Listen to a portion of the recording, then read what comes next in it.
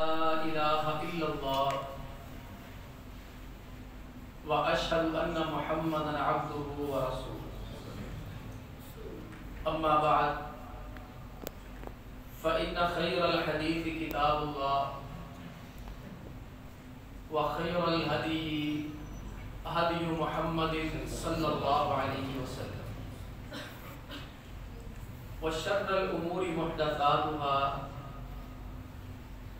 وكل محدثة بدعة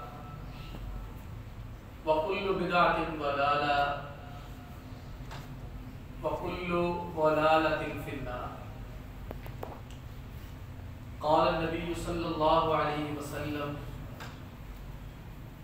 بدأ الإسلام غريبا وسيعود كما بدأ غريبا فطوبى للغرباء.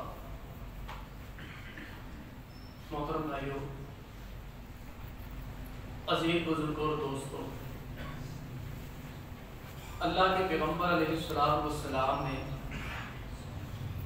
جب دین کی دعوت کا آغاز کیا تو معاشرے کا غریب اور پسا ہوا طبقہ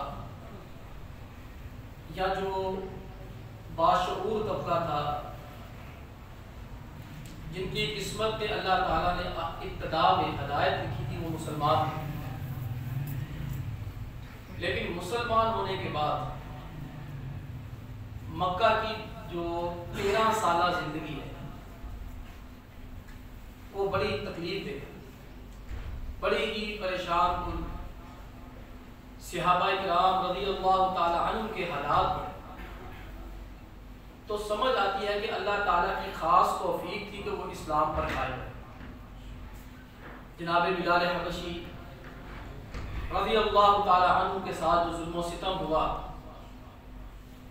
صہیب رومی رضی اللہ تعالی عنہ، پھر آل یاسر،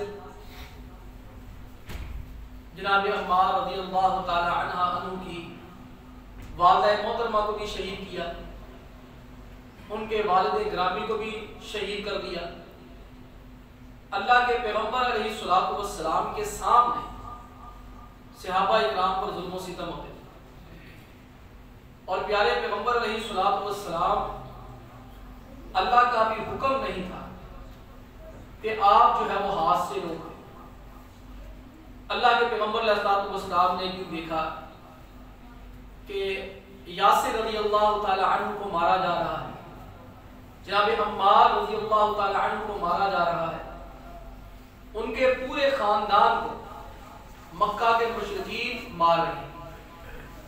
تو اللہ کے پیغمبر علیہ السلام نے صرف اتنا کہا، اصبروا یا آل یاسر، یاسر کی نسل صبر کرو، ان موعدکم الجنہ، اللہ کا تمہارے ساتھ وعدہ ہے، تم دنیا میں تکلیفیں برداشت کرو، اللہ تمہیں جنت دے. یہ میرے صحابہ اکرام کی 2-3 مثالیں دیں. آپ اللہ کے پیغمبر علیہ السلام کو دیکھیں، خود اللہ کے نبی علیہ السلام پر کون سا ظلم نہیں ہوا. وہ بیت اللہ جس کے اندر ننگا طواف کرنے کی اجازت تھی، دنیا جہاں کی برائیوں کو کرنے کی اجازت تھی، لیکن اللہ کے پیغمبر علیہ السلام کے لیے اس کے دروازے بند. اللہ کے پیغمبر علیہ السلام کا دل کیا ایک دفعہ کہ میں بیت اللہ کے اندر جاؤں، تو آپ نے کنچی بردار کو، جن کے پاس چابی تھی، انہیں کہا کہ یار ذرا مجھے دروازہ کھول دو. اس نے کہا یہ دروازہ ہر بندے کے لیے کھل سکتا ہے، آپ کے لیے نہیں کھل سکتا. ارأیت الذی ینہی عبدا اذا صلی، ابو جہل نے کہا یہ مجھے آج کے بعد نماز تو پڑھ کے دکھائے، میں ایسی کی تیسی کر دوں گا. اللہ نے قرآن نازل فرمایا، ارأیت الذی ینہی عبدا اذا صلی، کیا آپ نے وہ بندہ دیکھا ہے جو ہمارے بندے کو نماز نہیں پڑھنے دیتا؟ آپ نماز کی حالت میں تھے، آپ پر اونٹ کی اوجری پھینک دی تھی. کس روز تہمتیں نہ تراشا کیے روح، کس روز سر پہ ہمارے نہ آرے چلاتا. آپ دیکھ لیں اس وقت دنیا میں عیسائیت بھی تھی، اس وقت دنیا میں یہودیت بھی تھی، اس وقت دنیا میں ایران کے مجوسی بھی تھے، فارسی بھی تھے، دنیا میں ہزار قسم کے مذہب تھے، لیکن نشانہ تھے تو صرف مسلمان تھے۔ آج بھی آپ دیکھیں بات وہیں پہ آگے کھڑی ہو گئی۔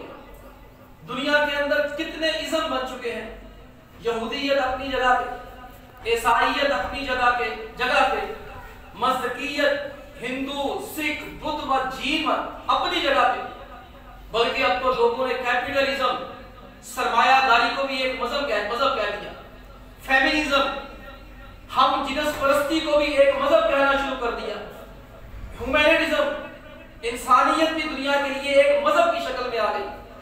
آپ دیکھیں دنیا نے کتنے مذہب تراش کیے ہیں، آپ تھوڑا سا غور کریں، پیچھے جائیں اور وہاں واپس دوبارہ آئیں۔ جس طرح اس وقت مدینے اور خیبر کے یہودی کو مسلمانوں سے تکلیف تھی، آج بھی اسرائیل کے یہودی کو مسلمانوں سے تکلیف تھی۔ جس طرح اس وقت روم کے عیسائیوں سے مسلمانوں کو تکلیف تھی، اس کے مقابلے میں آتا تھا۔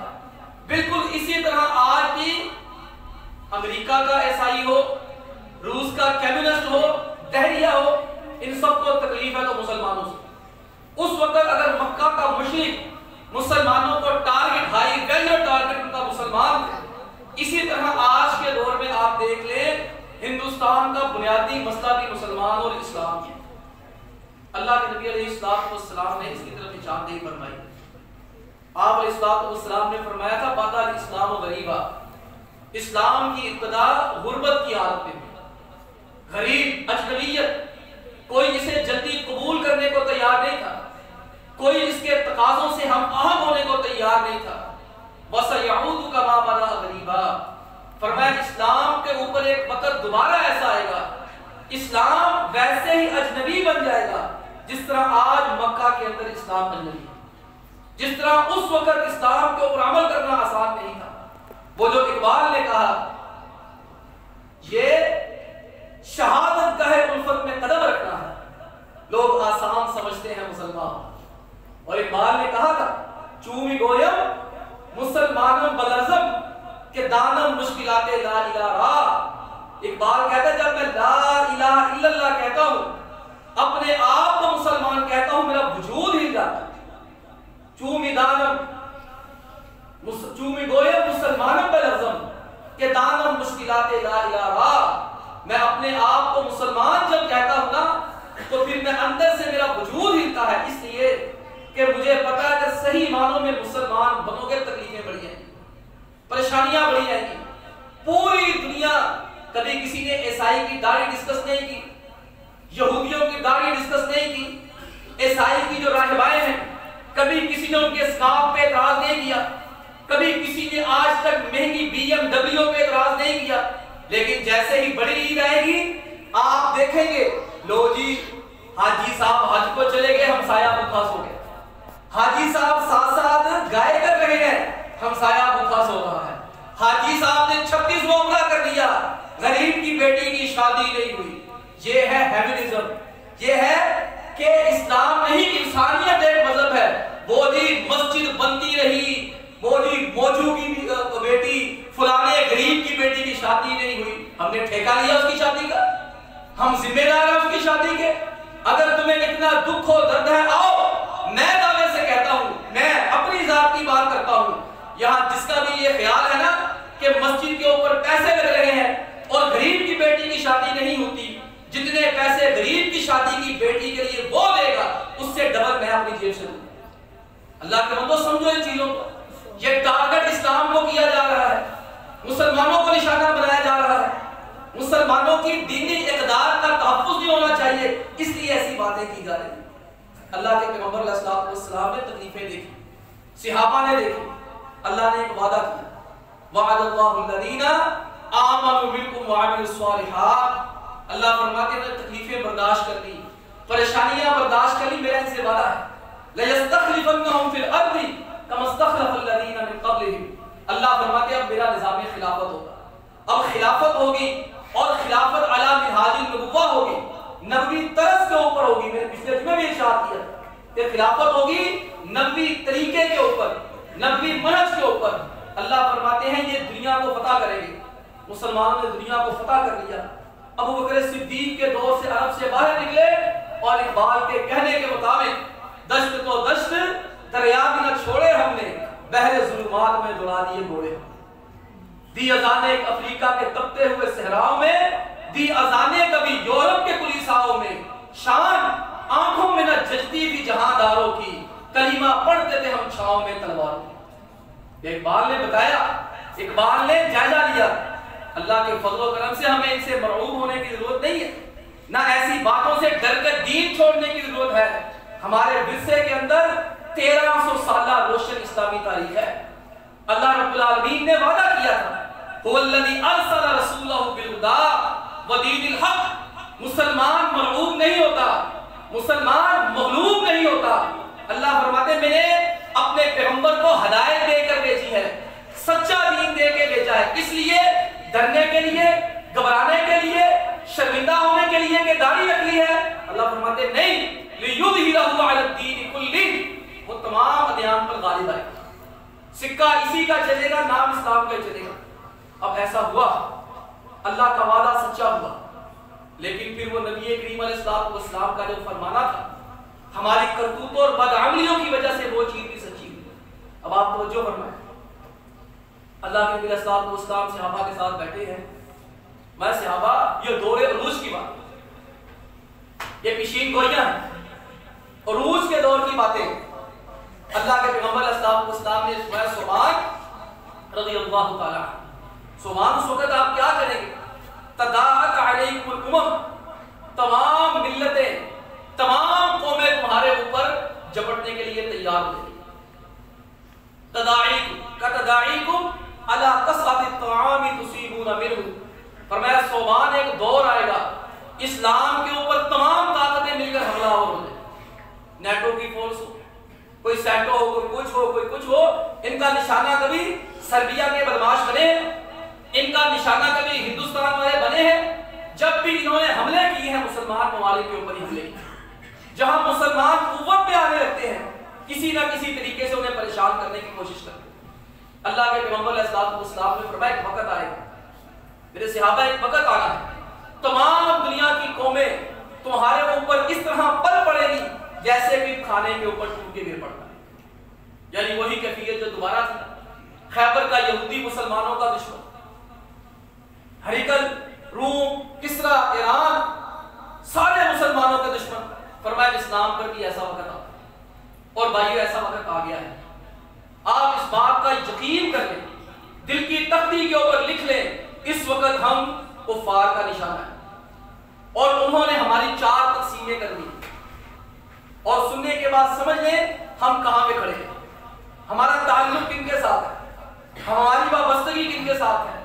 انہوں نے ہمیں ٹارگٹ کرنے کے لیے، مارنے کے لیے، دین اسلام کو ہمارے ذہنوں سے کھرچنے کے لیے کہ ہم دین سے پرے ہو جائیں.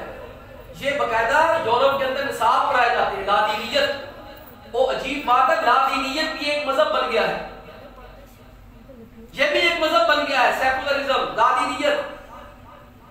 لادینیت کیا ہے؟ میرا کوئی مذہب نہیں، میرا مذہب انسانیت. آج یورپ کے اندر جب مذہب کے خانے پہ بحث ہوتی ہے، وہاں لادینیت لکھا جاتا ہے.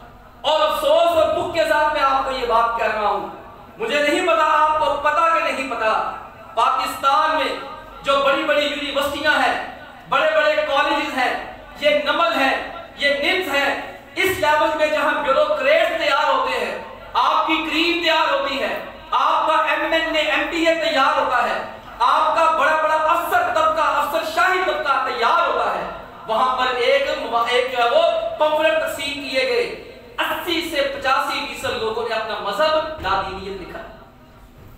یہ اسلام آباد کے اندر سروے ہوا ہے. کچھ میں آپ کے انگریزوں کی بات نہیں کر رہا، آپ کے مسلمان معاشروں کی بات کر رہا ہوں، آپ کے کالج یونیورسٹیوں میں پڑھنے پڑھانے والوں کی بات کر رہا ہوں. وہ کیا کہا تھا اکبر الہ آباد، جو قتل کے بچوں سے وہ بدنام نہ ہوتا، افسوس کے فرعون کو کالج کی نہ سمجھ. اور اکبر نے کہا تھا تم شوق سے کالج میں پڑھو، پارک میں پھولو، اللہ کو اور اپنی حقیقت کو نہ بھولو. وہاں جا کے اللہ بھی گیا، اللہ کی حقیقت بھی. ہاں کسی کی بنیادوں میں دین کا دودھ شامل ہے، ماں نے کبھی دودھ پلاتے ہوئے وضو کر لیا، درود پاک پڑھ لیا، باپ نے حلال کمائی کھلا دی، نمازیں پڑھا دی، وہ تو پھر مولوی تک آ جائے گا، باقی کوئی نہیں آئے گا. لاجک مانتے ہیں، قرآن سنت سے تشفی نہیں ہوتی، تسلی نہیں ہوتی. کہتے ہیں مولوی صاحب ٹھیک ہے، فون ہے پچھلے ہفتے کہ مولانا ساری باتیں ٹھیک ہیں، سونا حرام ہے. میں نے کہا جی حدیث ہے، ہاں حدیث ہے مرد کے لیے سونا حرام ہے، لیکن عقل نہیں مانتی کیوں حرام ہے. میں پریشان، اچھا بھلا آدمی، ہمارا بچپن کا دوست، عزیز رشتہ دار، کہتا عقل نہیں مانتی، پہننا ہی ہے کیا ہے. میں اسی وقت نیٹ پہ گیا، گوگل مولانا گوگل صاحب، میں وہاں پر گیا، پھر میں نے وہ اپنے حساب سے ٹائپ شائپ کر کے دیکھا کہ طبی اعتبار سے سونے کے کیا نقصانات ہیں. پھر وہاں سے جناب پتا چلا کہ وہ جو مرد ہوتا ہے اس کے جو ہارمونز ہیں وہ سونے کے اندر شعاؤں سے کم ہو جاتے ہیں. پھر اس کی تسلی کہتا ہے ہاں ہوں تو میری سیٹسفیکشن کرا دے تو میں سیٹسفائیڈ ہوں. یعنی کہ ایمان کا گراف اتنا نیچے چلا گیا. کہاں ایمان؟ اللہ فرماتے ہیں اذا تلیت علیہم آیاتہ زادتہم ایمان. کہاں وہ صحابہ جن کے بارے میں اللہ فرماتے تھے کہ جب قرآن کی آیتیں پڑھی جاتی ہیں کا ایمان جنریٹ ہوتا ہے، زیادہ ہوتا ہے. اور کہاں یہ عالم پہنچ گیا، یہ لادینیت آ گئی قوم کے اندر. قوم کہتی مجھے لاجک دو، مجھے عقل دو، مجھے فلسفہ دو. قرآن سے میری تسلی نہیں ہوتی، حدیث سے میری تسلی نہیں ہوتی. انہوں نے بتایا محنت 4 قسمیں کی. پہلی قسم کا بتا ہے تحریکی مسلمان، تنظیمی مسلمان. پہلی تقسیم کافروں نے کی مسلمانوں کی. ہر تقسیم کے ساتھ کیا کر رہے ہیں یہ بھی کر دیا ہے اور وہ کر رہے ہیں. مجھے جواب نہیں دینا، ایمانداری سے سوچے بھائیوں میں صحیح کہہ رہا ہوں غلط کہہ رہا ہوں. پہلا مسلمان ہے تحریکی اور تنظیمی. تحریک کے ساتھ وابستہ، کسی تنظیم کے ساتھ وابستہ، چاہے وہ اہل حدیث ہے، چاہے وہ دیوبندی ہے، چاہے وہ بریلوی ہے، کوئی بھی تنظیم